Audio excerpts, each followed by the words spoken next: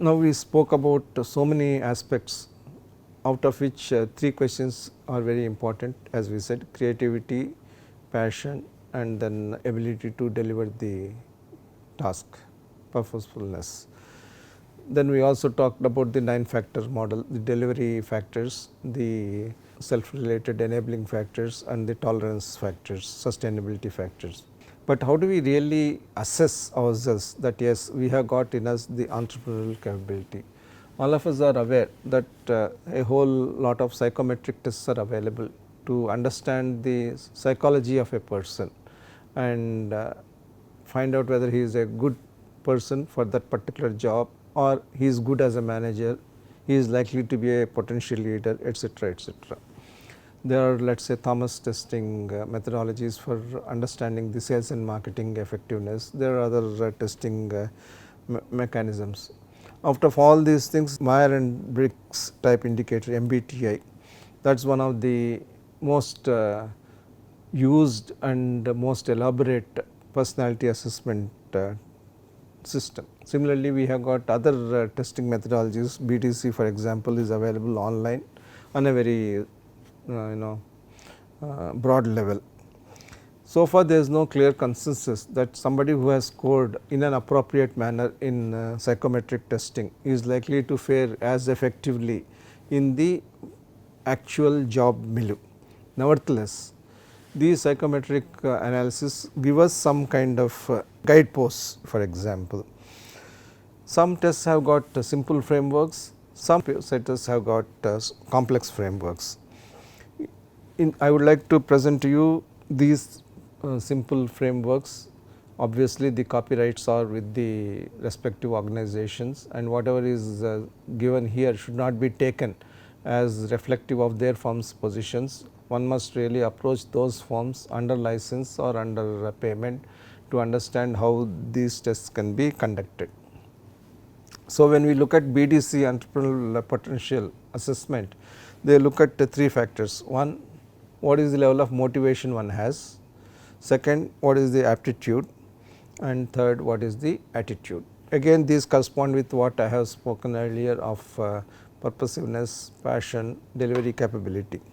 Now, in the motivation, we have got 4-5 categories. What is our need for achievement or success? What is our power control option? What is our need for challenges and ambition? What is our need for freedom? So, if you are a person whose need for achievement success is very high, you want power and control within you, you look for challenges, you look for ambition, you feel that you are sufficiently empowered by yourself, then you are likely to be a highly motivated entrepreneur. So, depending upon the sets of questions they pose and depending upon the sincerity and honesty with which you have answered them, you are likely to get certain scores which tell you whether you are a highly motivated person for entrepreneurship.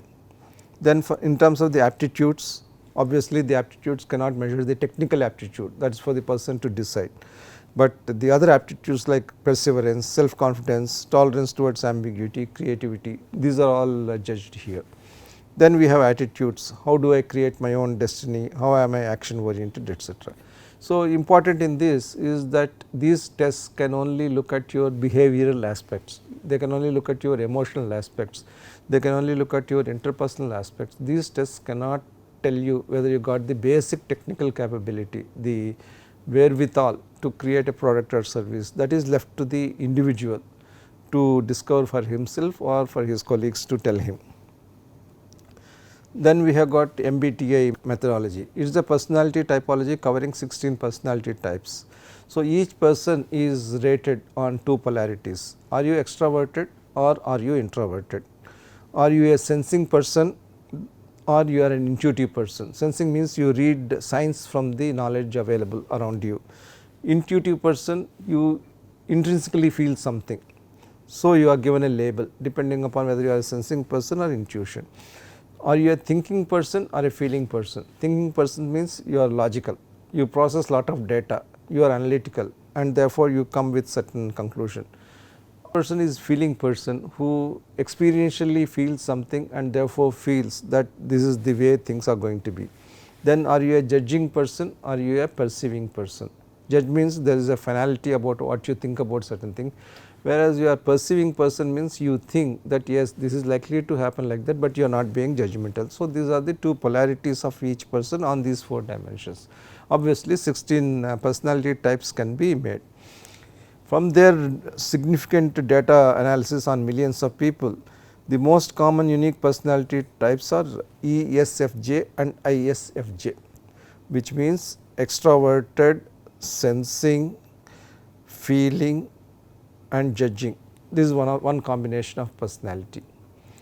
Coming to the entrepreneurs, they have identified 4 types of personalities who have become successful entrepreneurs. These are ENTPs, ESTJs, ENTJs, INTJs and ISTJs.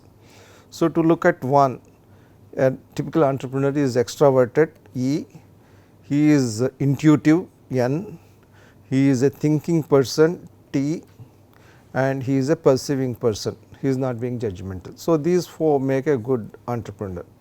So, all these entrepreneurs you will find that they have one thing in common T, which is thinking. They are logical thinkers, they are data processors, they are very decisive. This is a trait highly advantageous for business. They are more likely to take their decisions on evidence. They are also quite capable of making unpopular decisions. Many of these entrepreneurs cover through extraversion, but introversion is not too far behind. So, whether you are an introverted person or an extroverted person, you can be a successful entrepreneur. And again research tells us being intrinsically introverted does not mean that you can't do your job with external stakeholders. No, introverted means that you keep certain thoughts to yourself. That does not mean that you will not be able to relate to other persons or other stakeholders. So, when we talk about these 5 people, this ENTP kind of person is the inventor, that is he creates more new products, he challenges the conformist system and he comes up with something new. Whereas, the ESTJ kind of person is the supervisor, he is able to make things very orderly, he guides people on the right path, he has got amazing aptitude at performing mental tasks, he is amongst the most successful entrepreneurs. Then we also have got inspectors, that is who follow the rule book very diligently, who make very good CFOs, who make very good financial analysts, who make very good legal counsels. Then ENTJ, that is the rarest form, where he is almost like the CEO. They think of options when they are faced with obstacles and they work like CEOs. Then you have got also a INTJ, a mastermind, but introverted, I being introversion, N means the previous one which we spoke about, which is intuition, then T is thinking and J is judgmental. So, all of these people are thinkers, as we said, they also follow their intuition, they take calculated and assured risks, they are competitive, want to win, they have got great self control, focus on the end game and they are also non-compromising and they never prioritize their feelings over what they have to do in terms of physical entrepreneurship. Obviously, more information is available with MBTI, this whole thing is sourced from this link. There is a paper, working paper developed by Harvard Business School on the complex process model of entrepreneurship. As we discussed, there is this personality, we talked about certain characteristics of the person, then the human capital which we have, which is the education and training, the experience, the mental ability, the knowledge, then the active performance, which is the delivery part we talked about, the purposefulness, the strategy, the vision, how do we really convert our ideas into actual action, that is the thing, and the environment, the life cycle, the dynamism, the hostility we face, the industry. So, the whole thing is covered by the national culture. Certain cultures are highly entrepreneurial, certain cultures are not so entrepreneurial. So, if you look at the US itself, certain regions of the United States are highly entrepreneurial, like West Coast California is considered highly entrepreneurial. Similarly, in Europe, Sweden and a few other Scandinavian countries are highly entrepreneurial. within particular countries, certain regions are more entrepreneurial. In our own country, Bangalore is considered highly entrepreneurial, followed by let us say Gurgaon, followed probably by Hyderabad. So, Pune and to some extent China. So, Chennai. So, there are different cultural aspects, environmental aspects which support entrepreneurial development. All these four verticals combine to make success out of entrepreneurship. So, if somebody is interested in this further, he can or she can refer to this HBS working paper on entrepreneurship process model. So, we discussed that entrepreneurial potential is extremely important for a nation. We can make nations wealthier and competitive, but I feel that the full potential of entrepreneurship is yet to be tapped. Advanced countries are more interested in ensuring sunrise sectors benefit from entrepreneurship.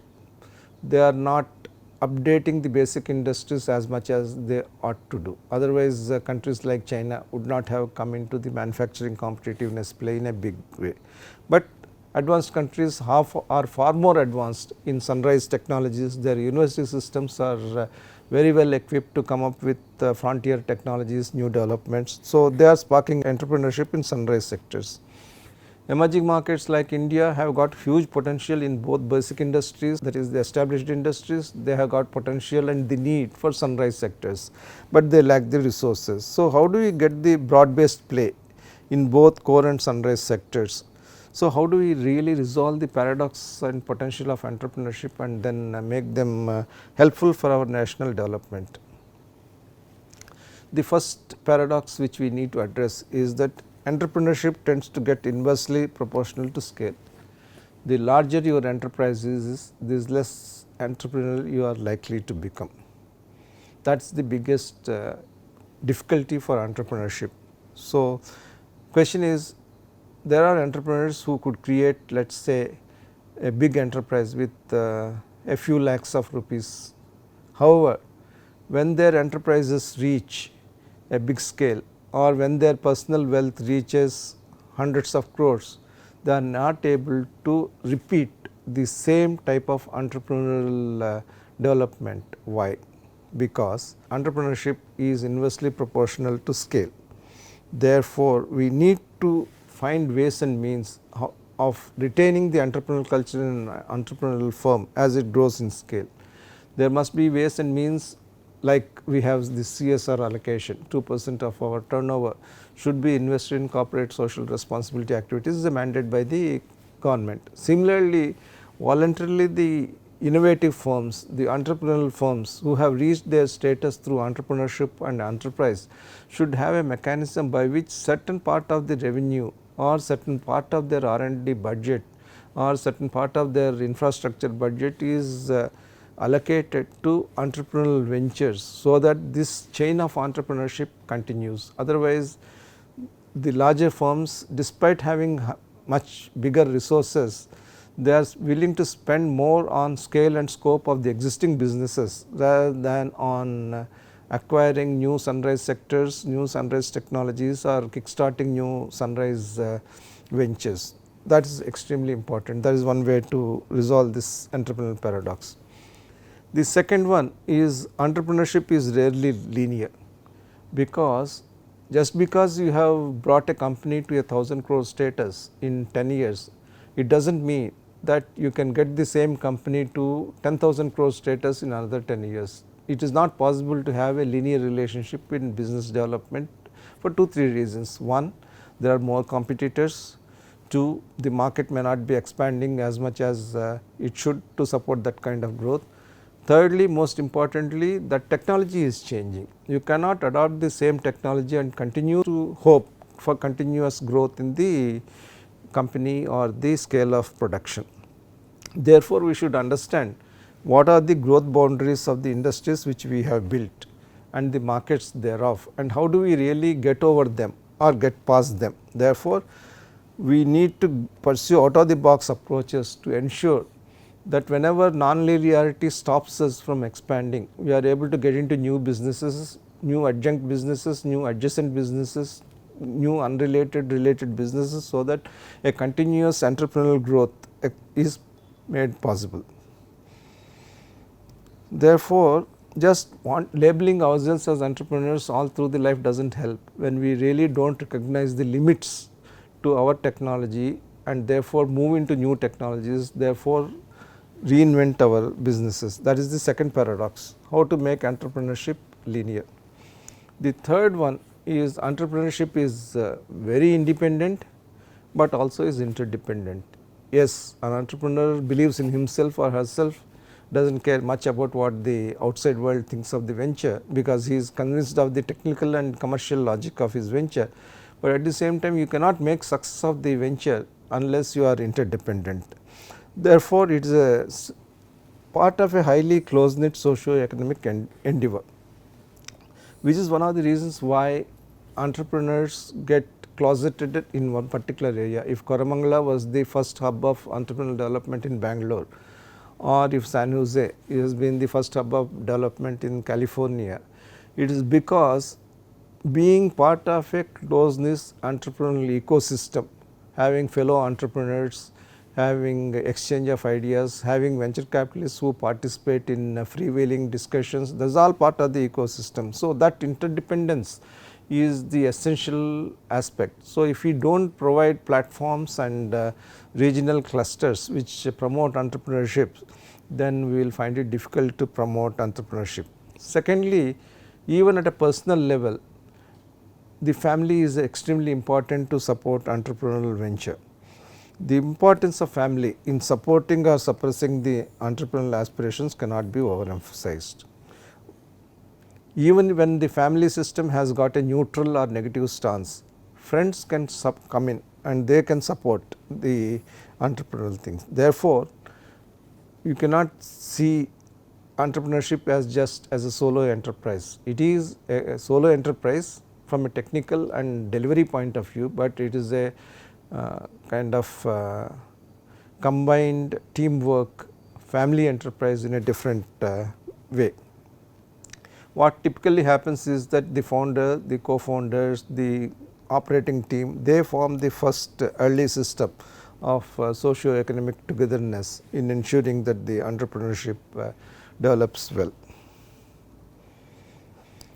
I also want to talk a few things about entrepreneurship, because when we as individuals, as students or executives want to take an entrepreneurial decision, that decision cannot be taken independent of our families, because we are part of a family. We may say that the family system as we knew in the past has disappeared and generally people are to themselves, but it is not so. Even if we do not operate as joint family systems, we all recognize that what the extended family members think of us does have an impact on how we perceive us and how we perceive our roles in the society. Therefore, the viewpoints of family members do count even in the diffused family system. And we have to recognize that the family is the most common and natural entrepreneurial team. If only the family members are able to support each other, many more entrepreneurial ventures could be set up. And we have also history teaching us that where the family members got together, for example, we spoke about Kent, when family members got together and supported each other, they could morph themselves into successful entrepreneurial enterprises and later on grow into large corporations and conglomerates. So, there are many aspects of family on entrepreneurship: social capital, spousal bonds, kinship relations, pooling of resources, division of labor, common values, role modeling, family pride, shared trust, all these things are part of family and entrepreneurship. If I am not really regressing, when we talk about the making of India's blockbusters Bahubali, we will find that the founders are part of a family. They are all together, they have their division of responsibilities, they had a shared passion, they worked together and they made one of the biggest movie histories of independent India. So, it is possible that family could be entrepreneurial as a whole, and if that were to happen, it will really support the execution of challenging entrepreneurial journeys without any issues. Again, where people have seen entrepreneurship in the family take to entrepreneurship little more naturally than otherwise. So, the role of family and other social units as an influence on entrepreneurship is an appropriate research. It is very interesting for us to see that many of the conglomerates in India are families. Why is it so?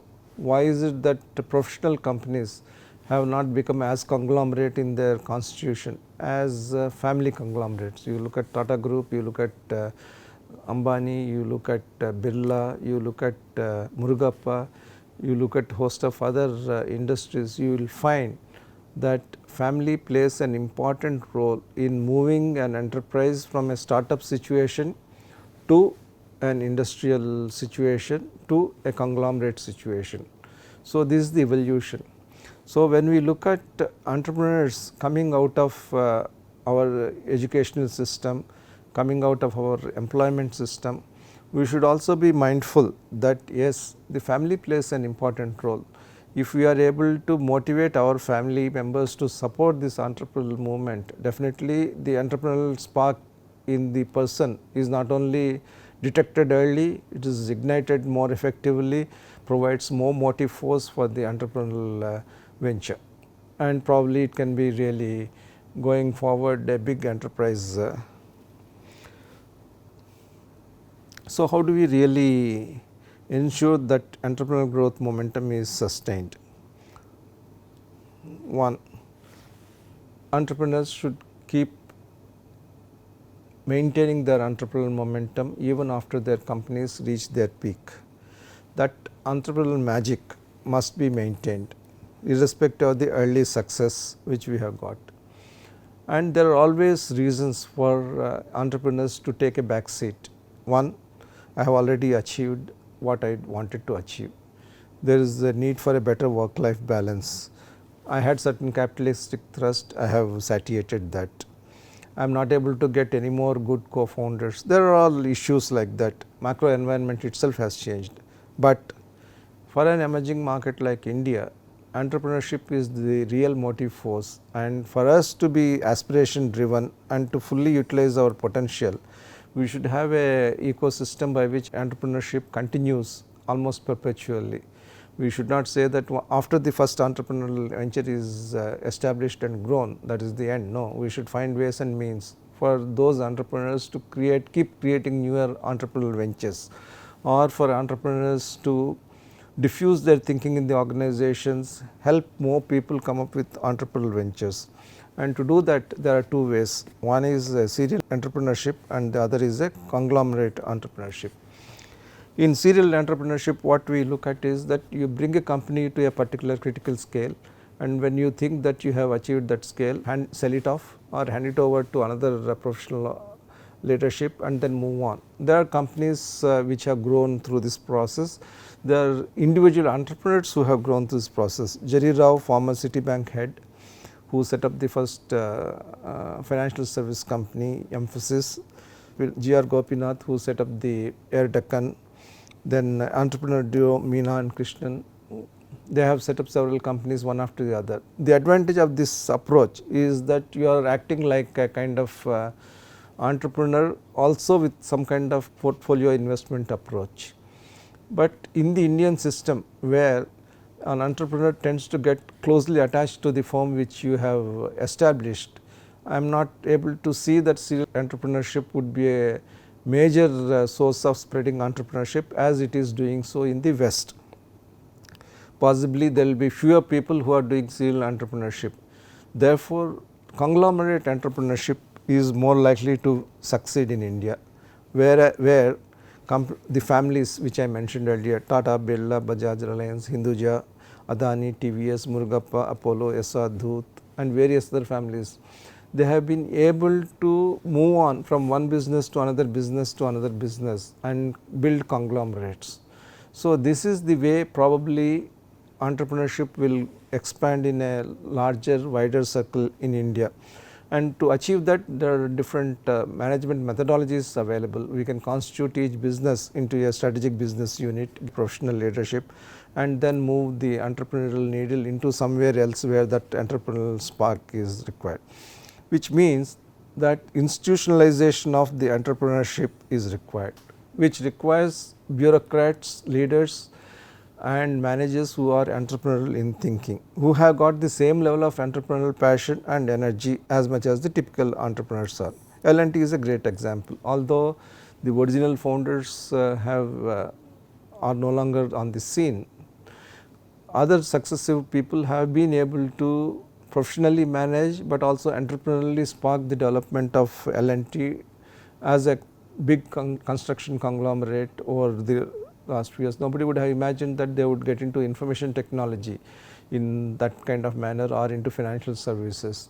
That they have been able to do so is indicative of the entrepreneurial thinking which characterizes their companies. So, we should really look at how to make this conglomerate entrepreneurship not only a natural concomitant of Indian family system, but also as natural for the professional managers as well. That is extremely important. Once you do that, I feel that entrepreneurship will expand in a wide circle in India.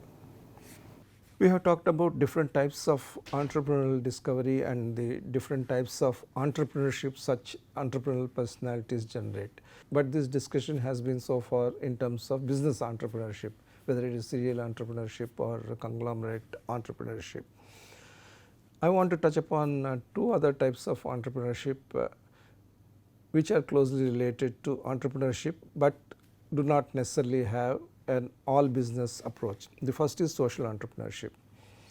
We can be entrepreneurial in our thinking, we can generate capital, we can deploy capital, we can create new products and offer them for a consumption oriented society, but we can also do certain social good. So, companies which address the social needs of a society or a nation, but also combine business in that, are called socially relevant entrepreneurial firms, and this could be broadly clubbed under the banner of social entrepreneurship. Social entrepreneurs are not necessarily driven by profit motive. Yes, profit motive drives the business part of the operation, but they are also inspired by a desire to bring in an improvement in quality of life. Therefore, if you use a different type of technology to meter the supply of water to households, and therefore you are able to reduce the water consumption by as much as 50%, you have not merely done some kind of operational improvement, you have contributed to the social good. Similarly, if you are able to recirculate not only the ocean water, but also you are able to recirculate and regenerate river water through technological achievements, you have contributed to the society. Similarly, ability to provide water in parched areas, ability to diagnose diseases in rural areas much ahead of understanding through actual symptoms. This could be socially relevant business enterprises, but each of these things would be having an underlying technology and a business model. Typically, social entrepreneurs would have had indigent living, or they would have seen how impoverished and poverty stricken sections of the population faced difficulties in the past. Therefore, there tends to be a resolve in those social entrepreneurs to use their education, to use their wealth, and to use their contacts, their network, to do certain businesses which would have a profound and positive impact on such social sections. Social entrepreneurs are knowledgeable or educated or investor friendly, but they are also highly conscious of their social responsibility, and they tend to see how their newly acquired capabilities and wealth generation capabilities are translated for the social good. Microfinance has been a model of social entrepreneurship pioneered by Professor Muhammad Yunus of Bangladesh in 1976. Even today it remains the most shining example of social entrepreneurship. It has combined the business of banking with the social objective of making people stand on their own feet. And we can think of other socially relevant entrepreneurship ventures that have so far come up following such model. With social entrepreneurship gaining wide recognition, social entrepreneurs now have the advantage of exclusively demarcated funds which look at impact investing. Funds are wanting to also participate in business cum social ventures and make an impact on the social development. Similarly, companies under the corporate social responsibility positions are willing to divert certain of their funding to socially relevant technological developments and business developments. In fact, the recent government moves have particularly enabled CSR programs to invest in and innovation, which could be channeled not merely for business upgradation, but also for ensuring that such business upgradations are directed at social good. Given that India has myriad technological opportunities, and because India also has got myriad social compulsions, it is very easy to make a match provided one has the resolve between the technological developments that are taking place on one hand and the social compulsions which remain unaddressed on the other hand. Linking the remote villages through telemedicine is one example. Creating infrastructure which will create new vaccines for the Indian population, that could be another example. There could be therefore many combinations of technology and business on one hand and the social need and equity considerations on the other. Therefore, social entrepreneurship has got great role in the Indian system and great calling for entrepreneurially inclined individuals to pursue. Allied to this, and probably even a precursor to social entrepreneurship, is not-for-profit entrepreneurship. In not-for-profit entrepreneurship, there is no business motive or there is no business operation that exists. Purely it is an initiative launched out of an objective of doing certain socially relevant activities based on external funding. It could also be funds which are earmarked by wealthy HNIs as well as corporates to make sure that they contribute to the social development on an ongoing basis. Not-for-profit entrepreneurship requires active donors and governmental support to operate sustainably. That said, entrepreneurs who have succeeded in business entrepreneurship as well as professional leaders who have been very successful in the business management have the ability to ensure that the not-for-profit entrepreneurial entities also operate efficiently and effectively. Their business management skills are likely to be of use to ensure that the not-for-profit organizations are efficient as well as effective. Similarly, corporate social responsibilities of companies are a great way to ensure that there is continuous funding for not-for-profit entrepreneurship. Over a period of time, it is possible for successful not-for-profit enterprises to become mainstream companies and therefore have the ability to create newer not-for-profit organizations by turning themselves into business organizations. So, we can think of a hospital which has been established as a not-for-profit enterprise, but it has achieved certain critical mass, it has achieved certain brand name and fame which can be leveraged by converting itself into a corporate hospital. That would enable greater self-financing capability for the healthcare sector, and this not-for-profit hospital turned into a corporate hospital can in turn create newer not-for-profit hospitals, whereas the original founding institution of such hospital could channel the investment capability to other sectors. So, this is a virtuous way of developing not-for-profit entrepreneurship through a scale-up process to for profit or through social entrepreneurship model to be self-sustaining and self-financing.